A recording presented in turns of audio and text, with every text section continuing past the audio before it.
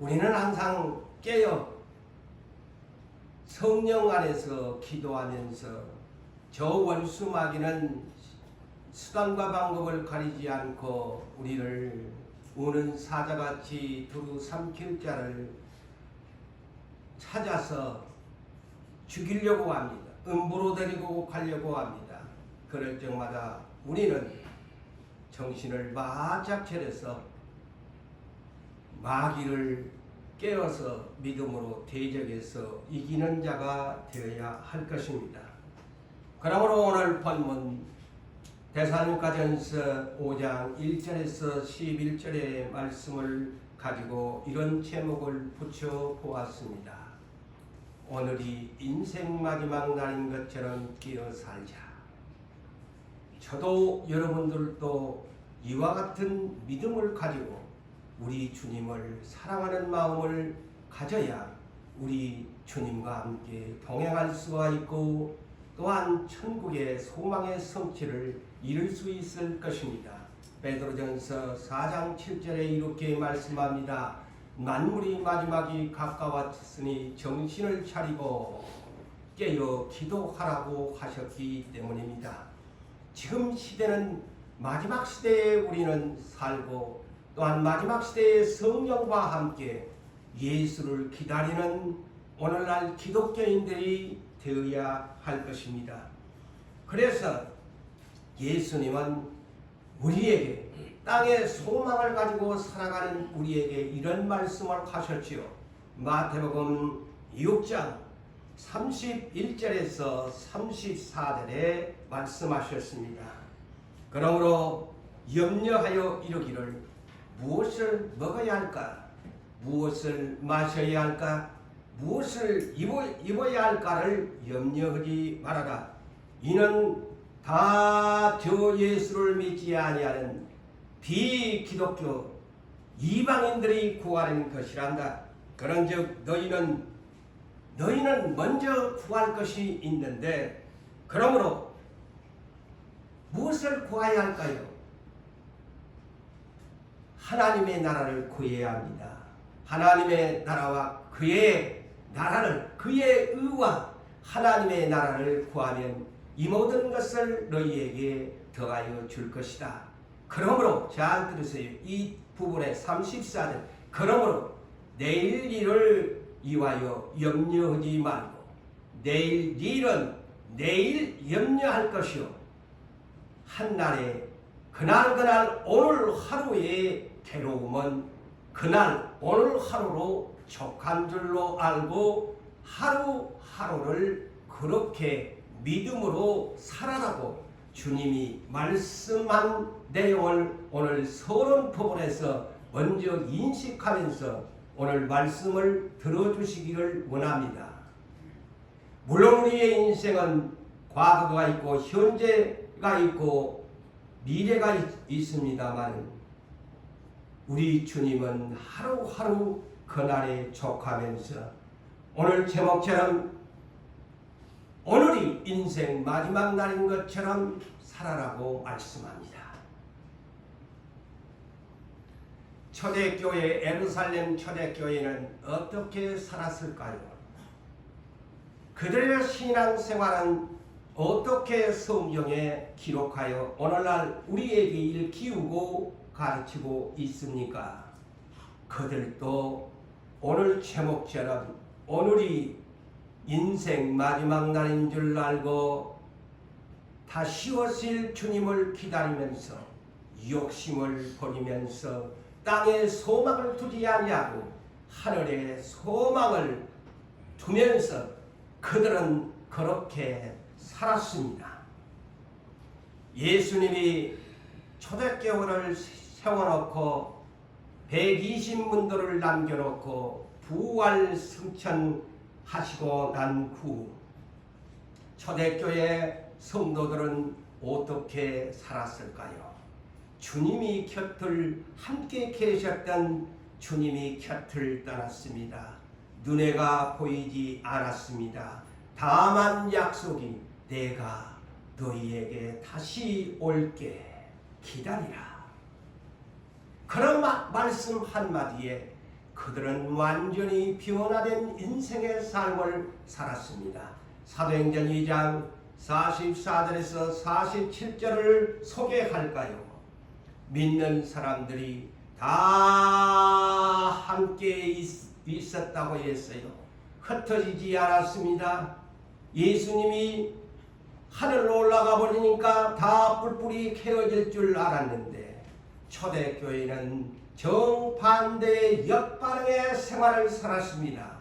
모든 믿는 사람이 다 함께 공동체를 이루어서 모든 물건을 서로 통용하면서 모든 물건을 서로 유통하면서 또 자신의 소유를 팔아서 각 사람의 필요를 나눠주면서 살았어요. 그들은 내일이 없는 것처럼 살았습니다. 자기의 재산을 팔아서 형제들에게 하나님 나라의 나눗셈을 참 잘했습니다. 초대교회는 하나님 나라의 나눗셈을 너무 잘했습니다. 자기의 소유를 다 팔아서 가난한 사람들에게 나눠주었습니다. 그리고 날마다 그랬어요. 날마다 하루도 빠지지 아니하고 날마다 마음을 같이하여 무엇에? 성전에 모이기를 힘을 썼다. 왜 날마다 성전에 모이기를 힘을 썼을까요? 세 가지의 일이었습니다. 첫째는 사도들의 가르침을 받기 위해서, 둘째 기도하기 위해서, 셋째 전도하기 위해서 날마다 성전에 모이기를 힘을 썼습니다.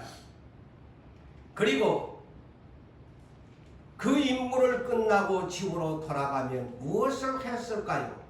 초대교회는 이렇게 기록합니다.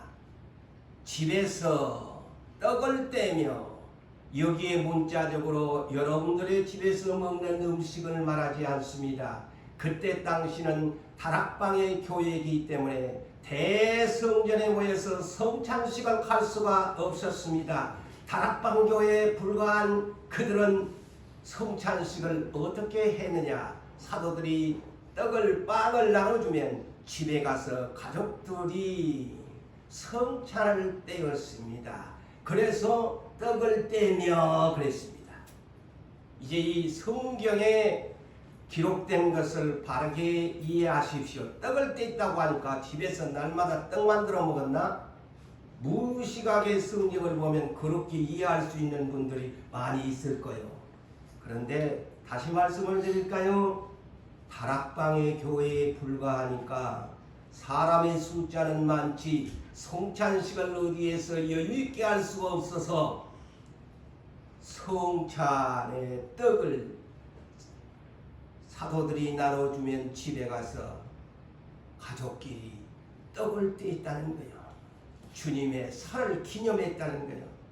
그리고 기쁨과 순전한 마음으로 어떻게? 집에서 음식을 먹었더라. 이렇게 기록되어 있지 않습니까? 음식도 짜증내면서 쌈박질하면서 먹은 것이 아니고 가족들이 참 행복하게 살았다는 거예요. 네? 가족들이 행복하게 음식을 먹으면서 살았다. 그러면서 뭐 됐나? 그들은 또한 하나님께 찬미를 드렸다. 세상 노래에 빠진 것이 아니고 하나님을 찬미했다. 찬송가를 불렀다.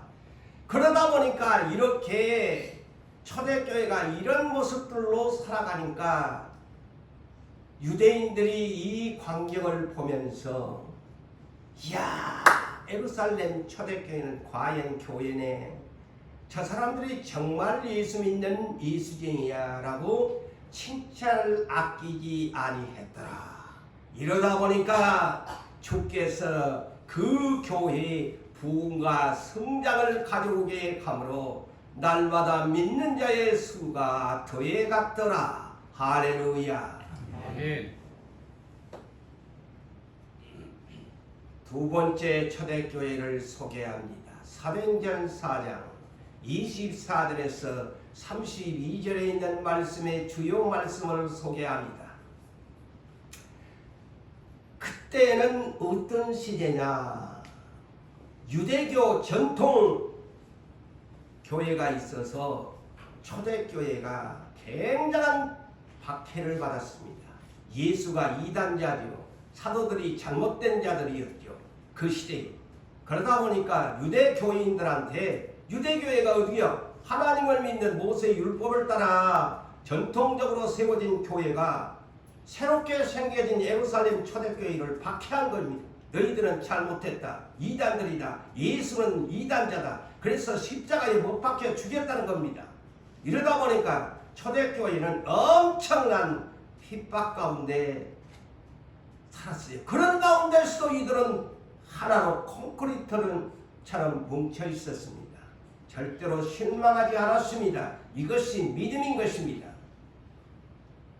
그들은 대표적으로 사도들이 공회에 잡혀가서 유대교 지도자들에게 고난을 받게 되어지고 옥에도 잡혀가게 되어지고 이런 소식들을 초대교회 성도들이 들으니까 아이고 큰일 났네. 사도들이 다 옥에도 잡혀가고 사내들인 공의회에 잡혀가서 신문을 받았대. 우리 예수 믿지 말자. 그냥 초대교회에 나가지 말자. 교회에 떠나가 버리자. 그랬을까요? 정반대였습니다. 이것이 신앙인 거예요.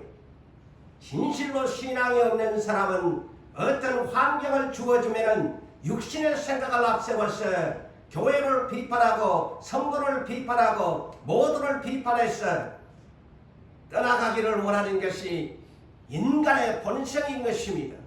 그렇지만 초대교회 성도들은 성령 받은 사람들은 전혀 달랐습니다. 진실로 성령을 받은 사람은 뭉쳐지는 사람인 것입니다. 성령을 받은 사람은 흩어지는 사람이 아닌 것입니다. 우리는 성령을 받은 사람은 초대교회를 우리가 성령을 가지고 그 성령을 바라보고 있는 사람들은 그렇게 살아가야 하는 것입니다. 이들은 오히려 사도들이 잡혀갔다고 하니까 놀라는 것이 아니고 다 그들은 함께 모여가지고 보란듯이 소리를 죽이는 것이 아니고 소리를 큰 소리를 지르면서 부르짖는 통성 기도를 아끼지 아니했습니다. 그러다 보니까 성령이 불같이 그들에게 임하니까 그들이 다 성령의 충만함을 받아서 오히려 거리로 나가서 하나님의 말씀을 담대히 전하였더라. 할렐루야. 이것이 예수 믿는 사람의 표적인 것이고 예수 믿는 사람의 표징인 것이고 이것이 진짜 예수쟁인 것입니다.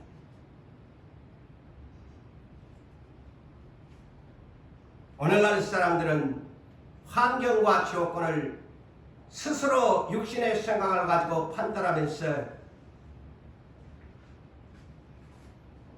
자기들의 생각대로 주관대로 어떤 조직이나 어떤 모든 것들을 판단하고 스스로 포기하는 사람들이 얼마나 이 땅에 많이 있습니까? 우리 예수 믿는 크리스찬들은 절대로 말씀 안에서 포기해서는 아니 됩니다. 사랑이라는 것은 끝까지 견디면서 믿고 바라고 주님이 언젠가는 내가 이렇게 믿고 있으면 내 현재는 이렇게 고달프지만은 주님이 나를 사랑하신다면 나는 그 주님을 믿는다. 그러므로 나를 언젠가는 반석 위에 세워서 나를 믿음의 사람으로 성령의 힘을 주어서 우리 하나님께 영광을 돌리게 줄 거야. 우리 누구산교회를 반석 위에 세워서 이 시대의 모든 사람을 놀라게 하는 교회로 만들어 주실 거야. 그 자리를 지키는 여러분들이 되시기를 다시 한번 주의 이름으로 축복합니다. 아멘.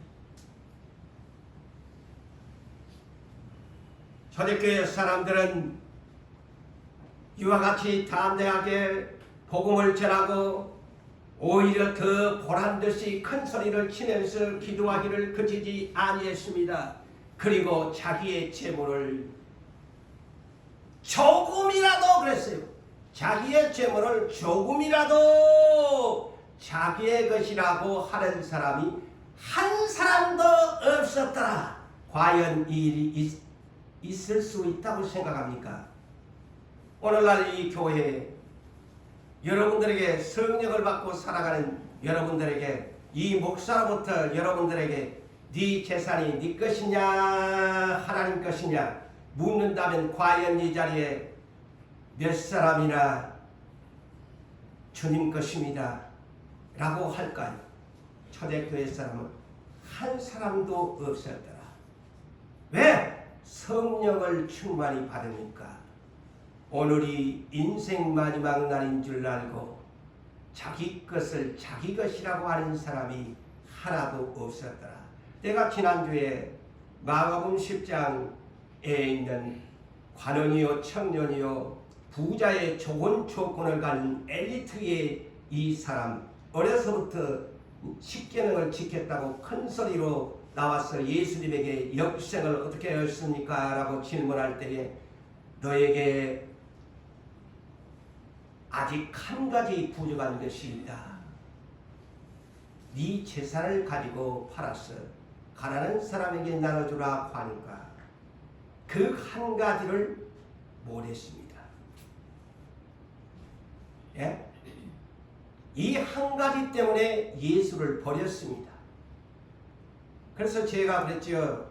신앙의 단계가 첫째는 듣는 단계고 두 번째는 행하는 단계인데 세 번째, 네 번째가 뭐냐? 세 번째는 재물을 자기 것이라고 하지 말아야 한다.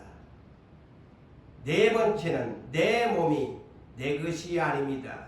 주님이 그 몸 순교하라면 내가 목숨을 바치겠습니다. 이 단계까지 가야 하나님 나라의 성숙한 그리스도인이라고 제가 말을 했죠. 그런데 다 1단계, 2단계까지는 잘한다고 하는데 재물 단계부터 그 몸을 바쳐 네 예수처럼 네 순교할래 하면 다 도망가 버린다는 거예요. 재산 내 건데요. 이 교회 재산 내놔라고 한다고 도망가 버립니다.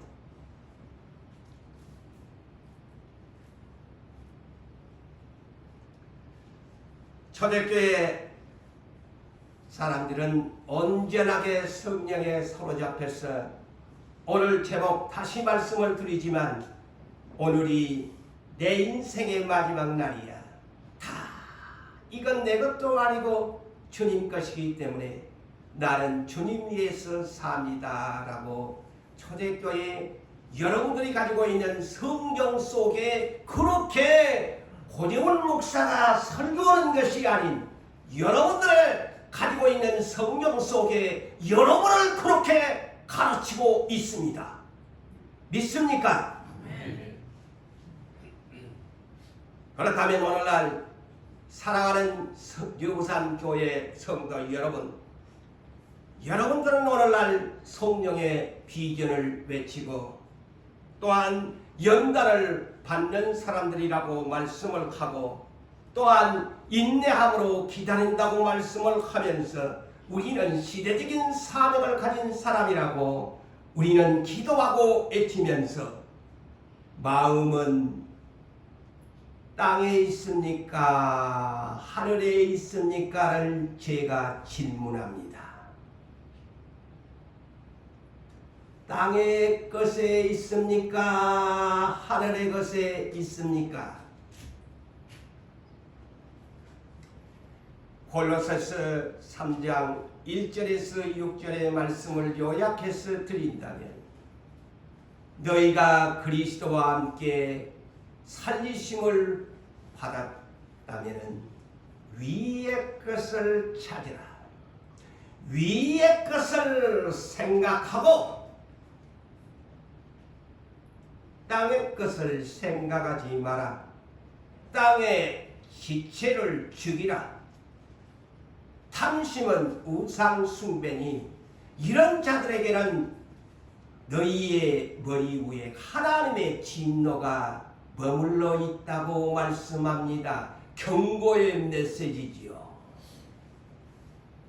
로마서 8장 12절에서 14절에도 이렇게 우리에게 성경은 권면하고 있습니다.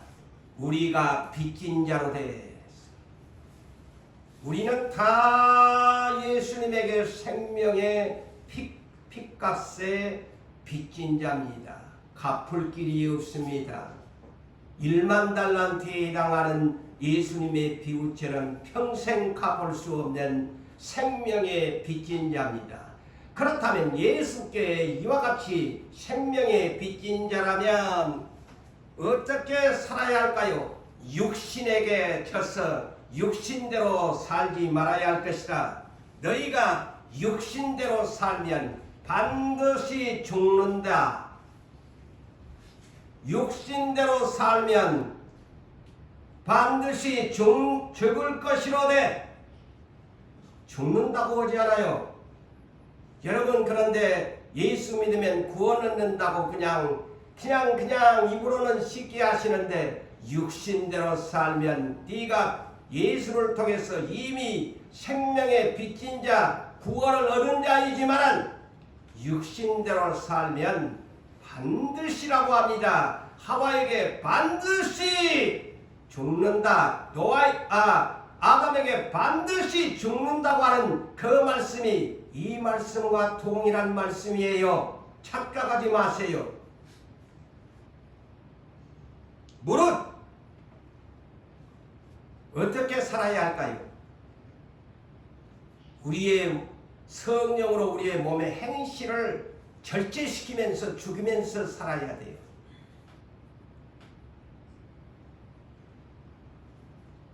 우리가 살려면 여러분 안에 있는 성령을 따라서 절제의 열매를 맺으면서 살아가야 합니다. 그래야 산다고 성경에서는 말씀합니다. 사랑하는 성도 여러분, 우리는 지금 우리의 육체는 땅에서 살아갑니다. 땅에서의 우리의 인생에 사는 것은 땅에서 살 때에 하나님께서 우리의 모든 행동을 평가하는 장소가 땅에서의 삶입니다. 고재훈 목사의 인생, 땅에서 산 삶, 여러분들의 땅에서의 삶, 하나님께서 너에게 70이요 80이요 90이요 살 때까지, 100세를 살 때까지 네 인생에 장수하는 것이 중요한 것이 아니고 네가 짧은 인생을 살았던, 장수를 했던 땅에서의 삶은 나 하나님이 너희 주 예수 그리스도를 통해서 네 인생에 대한 평가를 받는 것이 땅이란다. 오늘날 다 오래 살고 건강하게 살기를 원하지만 물론 육체를 가진 사람은 그렇게 사는 것이 행복의 조건이겠지만 하나님 뜻대로 오래 살면 못합니까? 죄만 더 많이 지을 건데. 그래서 왜 땅에서의 삶이 평가를 받을까요? 히브리서 9장 27절에 말씀합니다. 한 번 죽는 것은 사람에게 정해진 것이요 그 후에는 심판이 있으리라. 그래서 땅에서의 삶은 평가받는 장소야. 오래 사는 것이 좋지만 오래 살아가지고 선한 일, 예수를 위해서 죽도록 충성했으면 상급이 크겠지만 오래 살면서 죄만 지었다면 더 문제가 많아요. 내가 오래 살지 말라는 거 아니에요. 오해하지 마세요.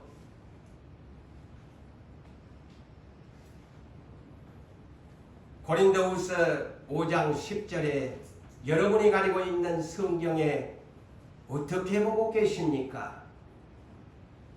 심판은 예수 믿지 않는 사람들을 한다고 했나요? 그렇게 성경에 써 있나요? 그 사람들은 이미 심판받아서 지옥 갈 사람이야. 고린도후서 5장 10절에 우리가 누구야? 크리스찬들을 말합니다. 예수 믿는 사람들, 우리가 다 누구 할 것 없이 목사로부터 다 그 다음에 반드시야.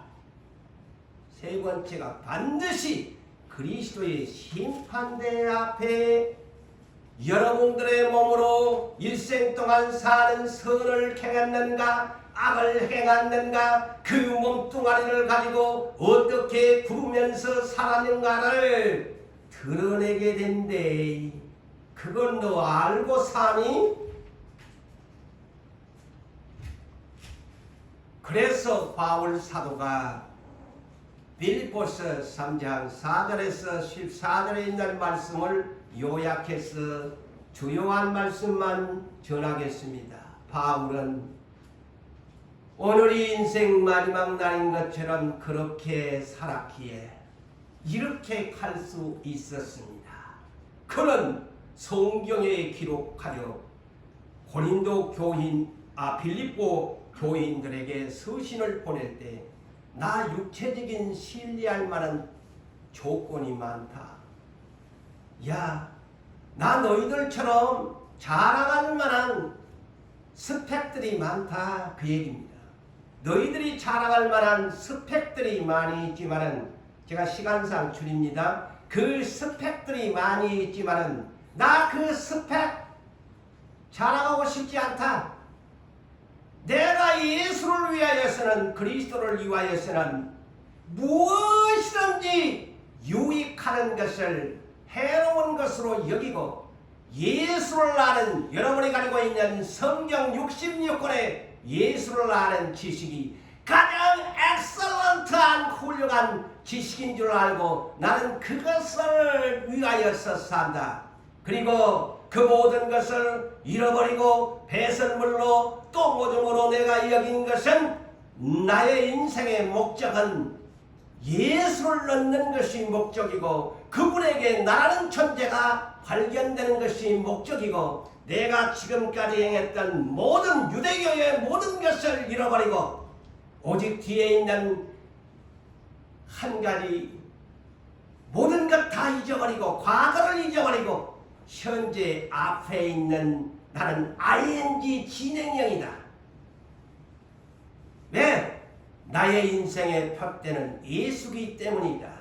나는 예수의 표대에 도착하기 위해서 하나님이 위에서 부르심의 상을 받기 위해서 나는 달려간다. 오늘날 여러분들도 그와 같이 살기를 원합니다. 바울은 다 인생 마지막인 것처럼 다 배설물로 모든 것을 잃어버리고 유익하는 것을 다 내려놓고 예수만 잡으려고 간다고 했습니다. 아시겠어요? 예수를 잡으려고 가셔야지 왜 땅에 있는 것을 잡으려고 그렇게 다람쥐를 하십니까? 가지고 가지도 못할 것인데.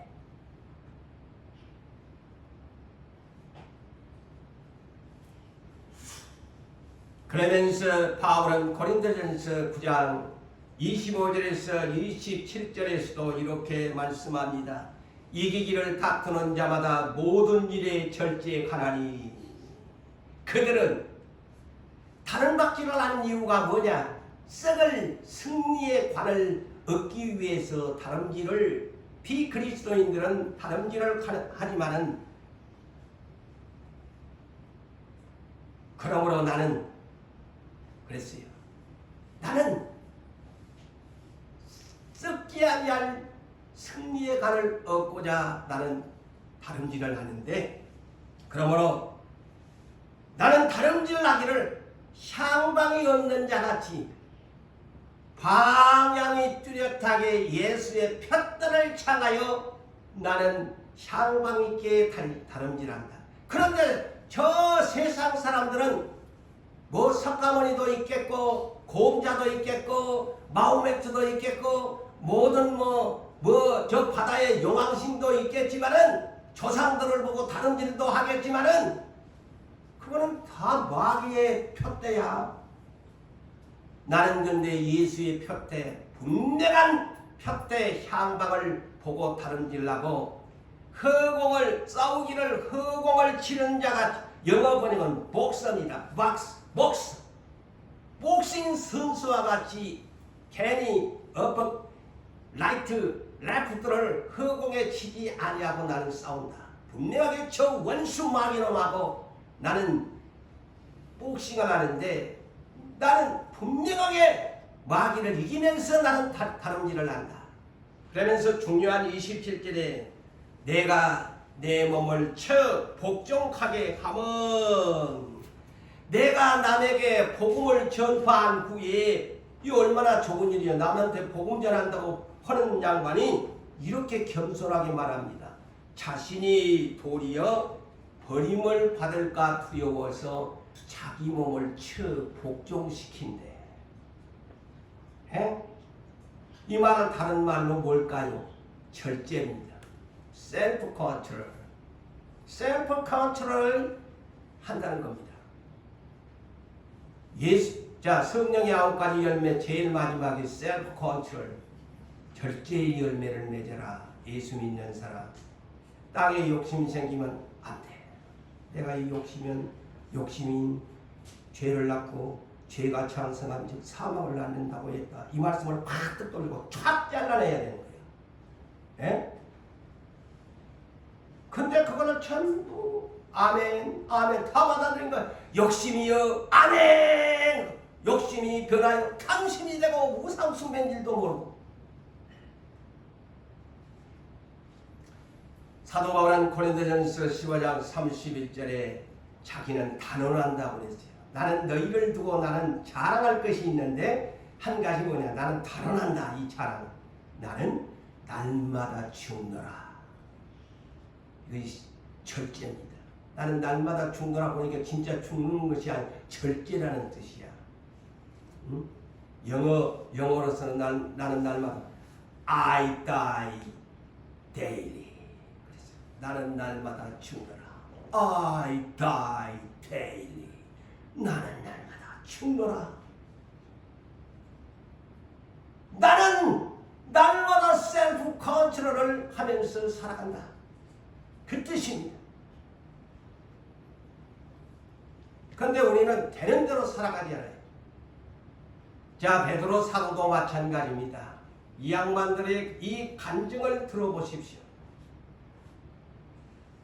이 양반도 오늘이 나의 인생 마지막 날인 것처럼 살아야 할 것을 우리에게 권면하고 있습니다. 베드로후서 3장 8절에서 11절, 13절을 보니까 사랑하는 자들아 죽게는 하루가 천년 같고 아까 우리 고대가 불렀잖아요. 우리는 천년을 하루같이 불렀잖아. 오늘 여기에도 죽게는 하루가 천년 같고 천년이 하루 같다는 이 사실을 잊지 말라고 합니다. 예? 주님의 약속은 어떤 이들이 더디다고 생각하는 것처럼 더딘 것이 아니라 왜 주님이 아직도 안 오시느냐? 주님 오직 주께서는 너희에 대하여 오래 참으시면서 예야 비야 씨야 너 좀 정신 차려야 되겠다. 내가 기다려줄게. 어서 돌아와야 돼. 너 하나님의 생명책에 기록된 사람이 아니냐. 그런데 네 그렇게 살면 되겠니? 우리 주님이 천년을 하루를 천년같이 기다려주고 있다는 거예요. 그래서 주님의 날수는 천년이 하루야. 그래서 2000년이 됐는데 주님의 날수로는 우리를 구원해 주려고 이틀밖에 안 되는 그런 셈법과 같다 이 말이에요. 근데 우리는 워낙 2000년이 돼도 안 오네. 근데 주님께서는 천년은 하루같이 천년이 하루라고 했으니까 2000년인 게 이틀 정도밖에 나는 안 기다렸어. 하나님은 여유있게 예야 너 뭐하고 있니? B야, C야, D야, F야 뭐하고 있니? 나는 너를 지금 기다리고 있는 중인데 너 변화가 좀 일어나야 되겠다. 어서 come on 오라고 합니다.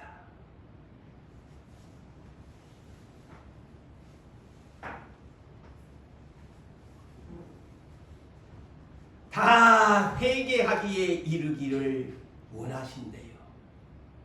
하나님의 선택한 자녀들이 땅의 것에 취해가지고 이 열심이 없는 그들 다 회개하기에 이르기를 원하노라. 그러나 한 가지, 주의 날이 도둑같이 오리니 그날에는 하늘이 큰 소리로 나면서 떠나간대. 하늘이 지금같이 조용한 것이 아니고 그날이 되면 하늘이 갑자기 큰 소리를 내면서 하늘이 하면서 물질이 뜨거운 불에 풀어지면서 땅과 그 중에 있는 모든 일이 드러나게 되리라. 이 모든 것이 이렇게 풀어지니 말은 이렇게 풀어진다는 말은 물질이 뜨거운 불에 녹아질 것인데 너희가 어떠한 사람이 되어야 마땅하냐? 묻습니다. 너희가 어떤 사람이 되어야 마땅하냐? 거룩한 행실과 경건함으로 하나님의 날이 임하기를 바라보고 간절히 사모해라. 간절히 사모한 사람 얼마나 돼? 손 들어봐. 하나님의 날이 임하기를 원하는 사람, 성경은 간절히 사모하는 사람만 천국 가. 간절히 사모하면서 말하고 그날에 하늘이 불에 타서 녹아내린대. 하늘이 저 태양이 가만히 있을 것 같아. 별이 이 성경상의 원상으로 보니까 하늘이 불에 타서 녹아내려. 그거이 뭐야? 유황불이 내려와. 그래서 유황불이 내리는 거야. 하늘에 있는 것이 불에 녹아내리니까 그거 유황불이 돼버린 거야. 이 다시는 이 땅을 하나님이 우리 육안적으로 보이는 저 하늘의 세계도 새 하늘과 새 땅은 하나님이 다르게 만들지 이 우리가 보이는 이곳은 다 처음 것들은 지나가 버린다고 했잖아요. 그러면서 새 하늘과 새 땅을 바라보도다. 우리는 날마다 이 지구촌을 사랑하지 말고 성경은 새 하늘과 새 땅을 사랑하라, 간절히 사모하라 가르칩니다. 그렇게 삽시다. 그렇게 삽시다. 새 하늘과 새 땅에 가서 살아야지. 응? 이곳에서 무슨 미련이 그렇게 많으세요?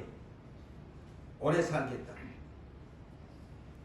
그래서 오늘 본문 바울 사도가 본문을 봅시다. 이 본문에 보니까 어떻게 살아라고 해요? 1절과 2절에 보세요. 형제들아 때와 시기에 관하여는 너희에게 쓸 것이 없으므 데살로니가 교회에게 바울이 편지를 쓴 내용인데 오늘 이 성경이요. 이 데살로니가 전서가 편지로 보낸 것이 있는데 때와 시기가 뭐냐? 예수님의 재림을 말하는 겁니다. 예수님의 재림의 때와 시기를 너에게 더 이상 쓸 것이 없다. 서신에다 그렇게 쓰는 내용이에요. 왜? 주의 날에 도둑같이 이룰 줄을 너희가 다 알고 들어서 알고 있지 않나? 주님이 도적같이 온다고 안 했나? 그런데 언제 오십니까? 언제 오세요? 목사님 예수님이 언제 온대요? 8 며칠 날 온대요? 그렇게 물어보지 말라는 소리야. 도둑같이 온다고 했다. 그런데 뭘 더 이상 너희가 때와 시기에 대해서 또 알고 싶어가지고 막 그렇게 하냐. 그래서 바울이 딱 잘라면 더 이상 쓸 것도 없다. 도둑같이 온다고 했다. 그래서 정신 차리고 살아야 된다. 이 말입니다.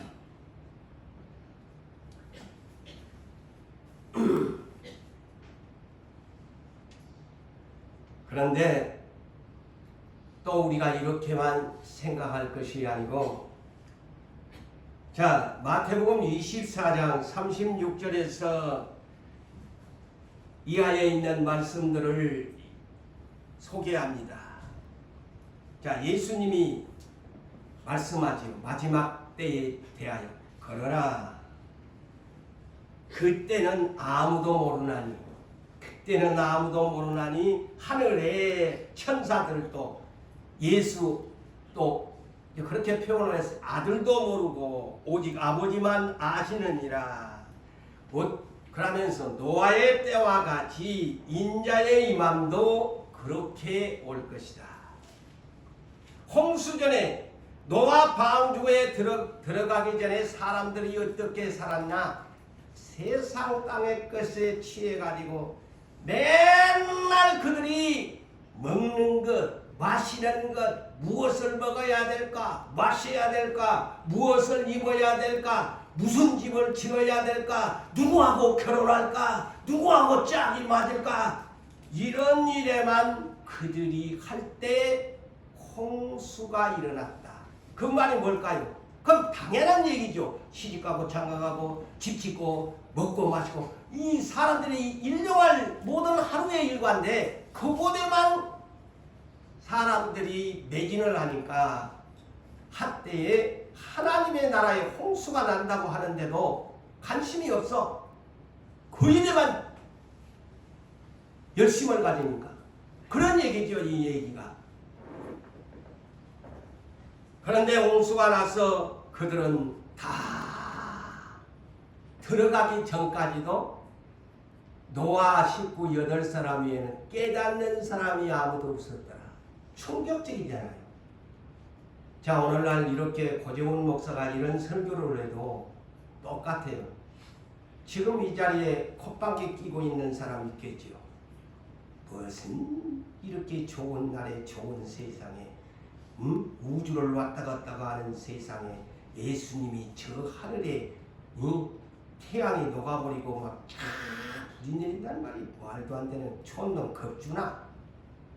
내가 할 것은 내가 열심히 살아야지 하면서 이런 사람들이 세상에 거의가 그렇게 살아갈 것이라는 예언입니다. 에? 나중에요 시대를 외칠 때요 많이 돌아올 것 같아요? 저는 그렇게 보지 않습니다. 왜? 성경의 역사적인 것을 소돔과 고모라에 유황불이 떨어진데도 3사람밖에 못 살았네. 의인 10사람이 없어가지고 아브라함한테 가르쳐주지만 없지 않아. 다 농담으로 든다니까. 다 믿는다고 입으로는 막 예수 마라나타 주 예수여 마라나타 찬송은 너무 멋지게 잘하는데 그 속에 진짜 그거를 믿고 찬송하느냐 마라나타를 진실하게 찬양을 하나 이 말이죠. 입으로는 주 예수여 하는데 속으로는 제발 좀 오지 마시기를 부탁합니다. 그런 기도인지 모르겠는데 땅에 쌓아놓은 거에 너무 많은데 지금 오시면 큰일 나요. 내 자식들도 출세해야 되고 아이고 지금 오시면 안 되는데요. 제발 좀 늦게 오세요 하는 그런 기도하는 사람도 아마 없지 않아 있을 것 같아.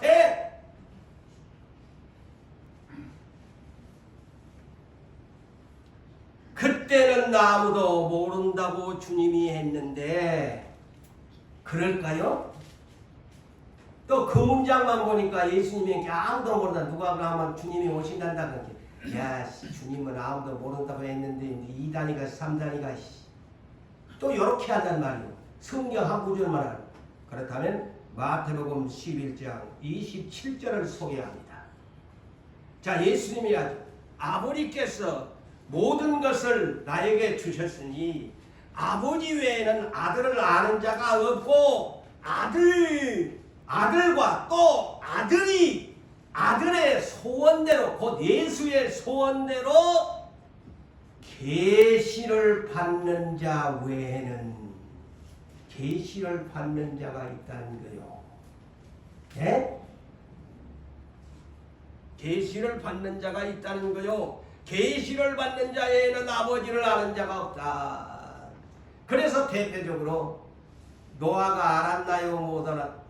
몰랐나요? 노아 가르쳐 주잖아. 야, 노아야 120년 후에 홍수 심판한대. 그리고 나서 노아가 열심히 방주를 오늘날 같은 대항공모함 같은 태를 만들었어. 8식구만 살았어, 짐승아. 그런데 노아가 하나님이 일주일을 남겨놓고 노아야 너한테 120년 후가 이제 일주일 카운트다운이다. 일주일 전에 주님이 찾아옵니다. 이제 준비해라. 성경 읽어보세요. 일주일 이제 카운트 7을 남겨놓고 와가지고 노아야 이제 내가 밤낮 없이 비 내린대. 그러면서 방주에 너희 식구 들어가고 식량 준비하고 정결한 짐승 7쌍석 부정한 짐승 2쌍석 그 안에다가 넣어서 준비해라. 가르쳐주자. 자, 소돔과 고모라 멸망할 때 하나님이 오셔가지고 아브라함한테 내가 아브라함한테 숨기면 안 되지. 창세기 19장에 나와요. 숨기면 안 되지. 내가 이 비밀을 가르쳐줘야지. 나 이거 소돔 고모라 멸망시키려고 왔다. 그러니까 아브라함이 의인 50인만 있어도 멸망하시려면 제발 멸망하지 마세요. 의인 10사람까지도 그래 네 기도 들어줄게. 근데 의인 10사람이 없어서 폭삭. 아브라함의 조카 너 가족 6사람 살려주려고 했는데 마누라도 농담 사위 두도 농담 따먹게 하는 사람은 다 지옥에 가는 거야. 못 믿는 사람은 끝장나는 거야. 살려주고 싶어도 안 되잖아요. 농담을 따먹는데 못 믿는데 어떻게 데리고 가? 죽어야지. 너무 육신의 생각이 넘쳐나는 사람 정말 변화되기 힘들어요. 고재훈 목사가 그런 사람이거든요. 육신의 생각이 엄청 많은 사람을 하나님이 만들어서 이 세월을 이렇게 연단을 하네요. 저 요한일서 2장 27절을 보세요. 기름 부음이 너희 안에 거하나니 너희는 주께 기름 부음 바 누구요? 성령을 받은 사람들을 아니요. 그럼 기름 부음을 받은 사람은 아무도 가르칠 필요가 없고 누가?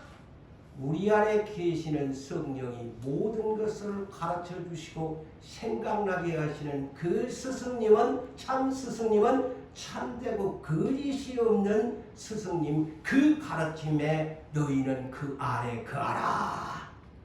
할렐루야.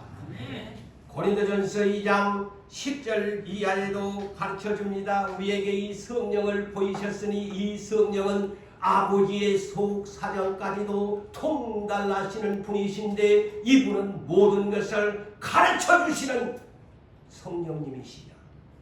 그렇다면 오늘날 깨어서 살게 되어지면 하나님의 성령이 어린 양의 7의 눈을 가진 성령이 우리에게 시대를 깨워서 알 수 있도록 준비하도록 저 노아처럼 저 아브라함처럼 성령께서 하나님 나라의 비밀을 가르쳐 주시는 이심을 믿으시기를 아멘 하시기를 바랍니다. 그러므로 사랑하는 성도 여러분, 오늘 본문에 뭐라고 합니까? 평안하다고 할 때 3절 보세요. 평안하다 안전하다 그렇게 생각하는 안일 태만한 사람들에게 여자가 임신하여 해산의 고통에 이름과 같이 제가 금요일날 여기에도 이 말씀이 있네요. 해산의 재난의 시작이라는 것이 제가 그랬잖아요. 계시록을 제가 보여주면서 재난의 시작이 뭐냐? 영어로 first phase 해산의 고통 내지는 영어로 sorrows 슬픔의 시작이 된다. 그런데 이 재난의 시작이 여자의 임산부가 아이를 낳기 직전에 고통이 시작된다는 그런 말입니다. 그럼과 같이 진통이 오는 그 고통이 마지막 때의 재앙이 우리에게 임한다는 말씀이죠. 그래서 여기에 너희는 다 빛의 아들들이 아니냐, 낮의 아들들이 아니냐, 그런데 어떻게 너희가 어둠의 자식들이 되어가지고 빛같이 하나님의 아들들은 빛의 아들, 낮의 아들인데 왜 마귀놈의 어둠의 자식들이 되어가지고 살아가니? 그러므로 오늘 본문 6절에 뭐라고 합니까? 그러므로 우리는 다른 이들과 같이 자지 말고 오직 깨어 정신을 차리라고 오지 않습니까? 그런데 에베소서 5장 14절에 보니까 오늘 6절 말씀과 짝을 이루는 말씀인데 잠자는 자여. 자, 요번에 나 잠 안 자고 있는데요. 근데 영적인 잠을 말합니다. 잠자는 자여 그랬어요. 잠자는 자여. 누구 보고 하는지 여러분 스스로 가슴에 손을 놓고. 자, 이 한 시간 우리 하나님의 성령이 고재훈 목사 입을 열어서 잠자는 자여 깨어 죽은 자들 가운데서 일어나라. 이 잠자는 것이 뭐 기도 시간에 존다 그런 뜻도 아닙니다. 이 그리스도인들 가운데 잠자는 자가 있다는 거예요. 이 충격적인 사실의 진단을 아셔야 돼요. 다 우리는 새로운 생명을 얻은 사람들인데 아니 세상에 당신의 자녀들을 진단할 때 너 자는 자야, 너 죽은 자라고 할까? 죽은 자들 가운데서 깨어 일어나라고 할까? 자, 잠자는 자, 죽은 자 두 가지를 생각해 봅시다. 자, 잠을 자고 있다는 것은 아직 호흡이 있다는 사람입니다. 맞아요, 안 맞아요? 맞아요, 안 맞아요? 잠자는 사람이 호흡 안 쉰 사람 있나? 밤새 잠을 자도 호흡은 뭐 코를 덜덜 골든 간에 좌우지간 호흡이 있잖아. 생명이 있다는 거요. 맞아요, 안 맞아요? 잠자는 자라는 것은 생명이 있고 호흡을 하는 사람이야. 그런데 죽은 자는 반대로 생명이 없고 호흡이 끊어진 자라는 뜻이요. 그런데 아니 왜 호흡이 끊어지고 생명이 없는 자들과 함께 누워 자노 이 얘기입니다. 왜 그 자리에 죽은 자들과 함께 누워서 잠을 퍼자고 자노? 이 얘기입니다. 너 그리스도 안에 생명이 있는 사람이고 호흡하는 자인데 소망이 있는 사람인데 왜 소망이 없이 잠만 퍼자고 날마다 그렇게 사니? 깨어서 일어나라. 자, 죽은 자는 또 이런 얘기도 있어요. 야고보서 2장 26절에는 행함이 없는 자는 영혼 없는 몸처럼 죽은 자라고 했지요. 이 사람이 다 잠자는 자예요. 행함이 없는 자도 잠자는 자야. 기도 없는 자도 잠자는 자야.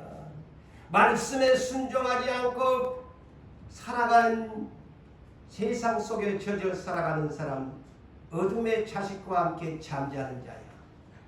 일어나라고 합니다. 왜? 세상 사람은 죽은 자서 이미 심판을 받아버리는 저들, 생명도 없는 저들, 이 땅에서만 잠시 살다가 가야 할 저 호흡 끊어지는 저들과 함께 같이 맨날 동력자가 되고 친구가 되고 그들과 어울리고 교회도 안 나오고 기도도 안 하고 하나님 말씀도 안 듣고 살아가니 잠자는 자여 깨어 일어나라 좀이. 왜 죽은 자들과 함께 어울려 사니? 그 얘기입니다. 이 얘기가 내 얘기가 아니고. 말씀을 맺습니다. 오늘 하루 우리는 생명과 소망이 있는 우리입니다. 우리는 잠자는 자가 아닌 살아있는 자입니다. 깨어있는 자입니다. 그렇다면 오늘 이 마지막 날인 것처럼 깨어 살기 위해서는 오늘 방금 소개한 내용처럼 잠자는 자여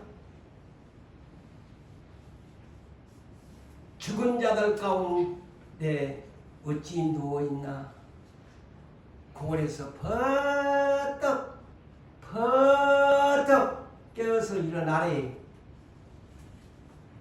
그러므로 우리는 다른 이들과 같이 자지 말고 우리 깨어 정신을 차리시는 다시 오실 주님을 맞이할 수 있는 살아가는 유산교회 성도 여러분 되시기를 주의 이름으로 축복합니다.